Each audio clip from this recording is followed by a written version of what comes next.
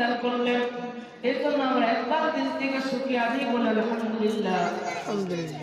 দিনের মজলিসে বসা আল্লাহর কাছে এত দামি, এত বড় দামি, এই দামি আমরা হয়তো জানি না।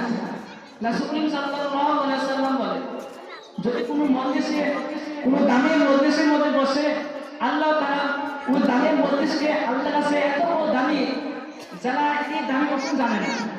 রাসূল করিম সাল্লাল্লাহু আলাইহি ওয়াসাল্লাম বলেন, মাজলিসুন খায়রুম মিন ইবাদাতি সিদ্দিনা সালাহ।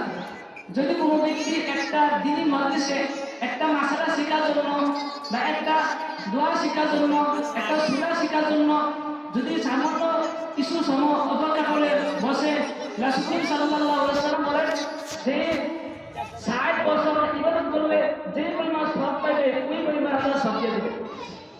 এত বড় দামি। রাসূল সাল্লাল্লাহু আলাইহি ওয়াসাল্লাম আরো বলেন, যারা দিনী মজলিসে বসে তখন